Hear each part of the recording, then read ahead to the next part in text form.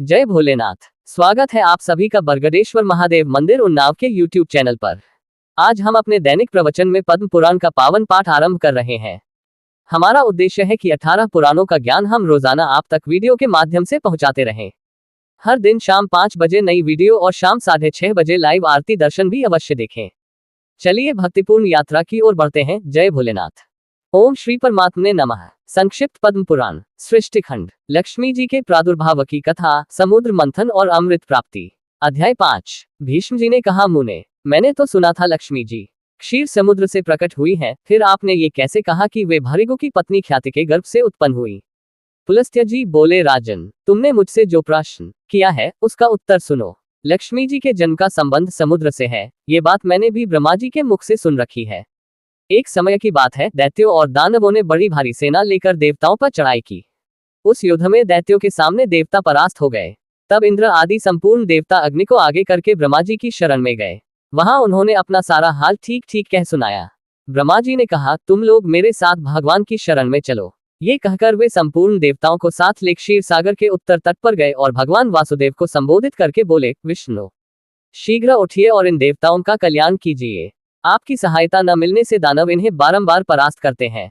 उनके ऐसा कहने पर कमल के समान नेत्र वाले भगवान अंतर्यामी पुरुषोत्तम ने देवताओं के शरीर की अपूर्व अवस्था देखकर कहा, देवगण, मैं तुम्हारे तेज की वृद्धि करूंगा। मैं जो उपाय बतलाता हूँ उसे तुम लोग करो। दैत्यों के साथ मिलकर सब प्रकार की औषधियां ले आओ और उन्हें क्षीर सागर में डाल दो। फिर मंदराचल को मथानी और वासुकी नाग को नेति रस्सी बनाकर समुद्र का मंथन करते हुए उससे अमृत निकालो। इस कार्य में मैं तुम लोगों की सहायता करूंगा। समुद्र का मंथन करने पर जो अमृत निकलेगा उसका पान करने से तुम लोग बलवान और अमर हो जाओगे। देवाधिदेव के ऐसा कहने पर संपूर्ण देवता दैत्यों के साथ संधि करके अमृत निकालने के यत्न में लग गए। देव, दानव और दैत्य सब मिलकर सब प्रकार की औषधियां ले आए और उन्हें क्षीर सागर में डालकर मंदराचल को मथानी एवं वासुकी नाग को नेति बनाकर बड़े वेग से मंथन करने लगे। भगवान विष्णु की प्रेरणा से सब देवता एक साथ रहकर वासुकी की पूंछ की ओर हो गए और दैत्यों को उन्होंने वासुक के सिर की ओर खड़ा कर दिया।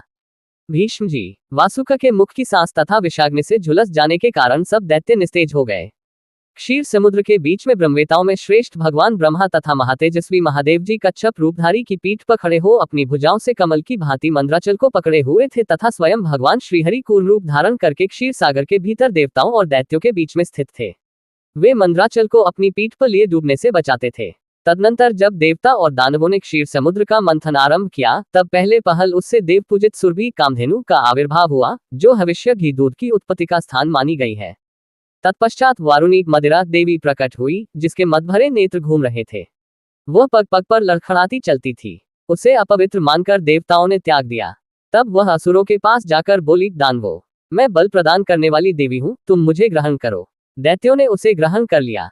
इसके बाद पुनः मंथन आरंभ होने पर पारिजात कल्पवृक्ष उत्पन्न हुआ, जो अपनी शोभा से देवताओं का आनंद बढ़ाने वाला था। तदनंतर 60 करोड़ अप्सराएं प्रकट हुई, जो देवता और दानवों की सामान्य रूप से भोग्या है। जो लोग पुण्यकर्म करके देवलोक में जाते हैं, उनका भी उनके ऊपर समान अधिकार होता है। अप्सराओं के बाद शीतल किरणों वाले चंद्रमा का प्रादुर्भाव हुआ, जो देवताओं को आनंद प्रदान करने वाले थे। उन्हें भगवान शंकर ने अपने लिए मांगते हुए कहा, देवताओं, ये चंद्रमा मेरी जटाओं के आभूषण होंगे, अतः मैंने इन्हें ले लिया। ब्रह्मा जी ने बहुत अच्छा कहकर शंकर जी की बात का अनुमोदन किया। तत्पश्चात कालकूट नामक भयंकर विष प्रकट हुआ, उससे देवता और दानव सबको बड़ी पीड़ा हुई। तब महादेव जी ने स्वेच्छा से उस विषय को लेकर पी लिया। उसके पीने से उनके कंठ में काला दाग पड़ गया, तभी से वे महेश्वर नीलकंठ कहलाने लगे। क्षीर सागर से निकले हुए उस विष का जो अंश पीने से बच गया था, उसे नागों सर्पों ने ग्रहण कर लिया। तदनंतर अपने हाथ में अमृत से भरा हुआ कमंडलू लिए धन्वंतरि जी प्रकट हुए। वे श्वेत वस्त्र धारण किए हुए थे। वैद्यराज के दर्शन से सबका मन स्वस्थ एवं प्रसन्न हो गया। इसके बाद उस समुद्र से उच्चे श्रवा घोड़ा और ऐरावत नाम का हाथी, ये दोनों क्रमशः प्रकट हुए। इसके पश्चात क्षीरसागर से लक्ष्मी देवी का प्रादुर्भाव हुआ, जो खिले हुए कमल पर विराजमान थी और हाथ में कमल लिए थी। उनकी प्रभा चारों ओर छिटक रही थी। उस समय महर्षियों ने श्री सूक्त का पाठ करते हुए बड़ी प्रसन्नता के साथ उनका स्तवन किया। साक्षात क्षीर समुद्र ने दिव्य पुरुष के रूप में प्रकट होकर लक्ष्मी जी को एक सुंदर माला भेंट की, जिसके कमल कभी मुरझाते नहीं थे। विश्वकर्मा ने उनके समस्त अंगों में आभूषण पहना दिए। स्नान के पश्चात दिव्य माला और दिव्य वस्त्र धारण करके जब वे सब प्रकार के आभूषणों से विभूषित हुई, तब इंद्र आदि देवता तथा विद्याधर आदि ने भी उन्हें प्राप्त करने की नद इच्छा की। तब ब्रह्मा जी ने भगवान विष्णु से कहा, वासुदेव, मेरे द्वारा दी हुई इस लक्ष्मी देवी को आप ही हैं, ग्रहण करें। मैंने देवताओं और दानवों को मनाकर है दिया है, वे इन्हें पाने की इच्छा नहीं करेंगे। आपने जो है स्थिरतापूर्वक इस समुद्र मंथन के कार्य को संपन्न का किया है, इससे आप पर मैं बहुत संतुष्ट हूँ।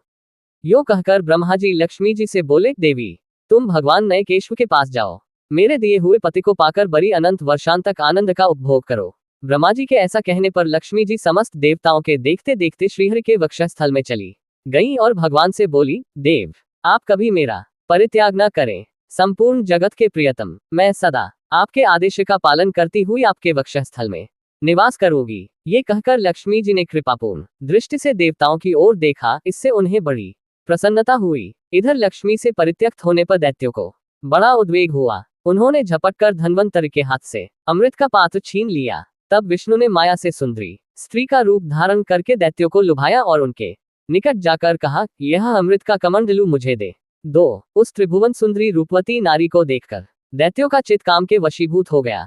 उन्होंने चुपचाप वह अमृत उस सुंदरी के हाथ में दे दिया और स्वयं उसका मुंह ताकने लगे।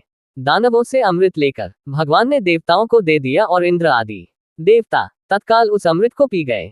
ये देख दैत्यगण भांति भांति के अस्त्र शस्त्र और तलवारें हाथ में लेकर देवताओं पर टूट पड़े, परंतु देवता अमृत पीकर बलवान हो चुके थे। उन्होंने दैत्य सेना को परास्त कर दिया। देवताओं की मार पड़ने पर दैत्यों ने भागकर चारों दिशाओं की शरण ली और कितने ही पाताल में घुस गए। तब संपूर्ण देवता आनंदमग्न हो शंख चक्र और गदा धारण करने वाले भगवान श्री विष्णु को प्रणाम करके स्वर्गलोक को चले गए। तब से सूर्यदेव की प्रभा स्वच्छ हो गई, वे अपने मार्ग से चलने लगे। भगवान अग्निदेव भी मनोहर दीप्ति से युक्त हो प्रज्वलित होने लगे तथा सब प्राणियों का मन धर्म में संलग्न रहने लगा। भगवान विष्णु से सुरक्षित होकर समस्त त्रिलोकी श्री संपन्न हो गई। उस समय समस्त लोकों को धारण करने वाले ब्रह्मा जी ने देवताओं से कहा, देवगण, मैंने तुम्हारी रक्षा के लिए भगवान श्री विष्णु को तथा देवताओं के स्वामी उमापति महादेव जी को नियत किया है। वे दोनों तुम्हारे योगक्षेम का निर्वाह करेंगे। तुम सदा उनकी उपासना करते रहना, क्योंकि वे तुम्हारा कल्याण करने वाले हैं। उपासना करने से ये दोनों महानुभाव सदा तुम्हारे क्षेम के साधक और वरदायक होंगे। यो कहकर भगवान ब्रह्मा अपने धाम को चले गए। उनके जाने के बाद इंद्र ने देवलोक की राह ली। तत्पश्चात श्रीहरि और शंकर जी भी अपने अपने धाम वैकुंठ एवं कैलाश में जा पहुंचे। तदनंतर देवराज इंद्र तीनों लोकों की रक्षा करने लगे। महाभाग, इस प्रकार लक्ष्मी जी क्षीरसागर से प्रकट हुई थी। यद्यपि वे सनातनी देवी हैं, तो भी एक समय भृगु की पत्नी ख्याति के गर्भ से भी उन्होंने जन्म ग्रहण किया था। आशा है आज का पद्म पुराण पाठ आपके जीवन में शांति और आशीर्वाद लाएगा। कृपया चैनल को लाइक, शेयर और सब्सक्राइब अवश्य करें। शाम 6:30 बजे लाइव आरती दर्शन में जरूर जुड़ें। फिर मिलेंगे कल शाम 5 बजे एक नए अध्याय के साथ। जय भोलेनाथ।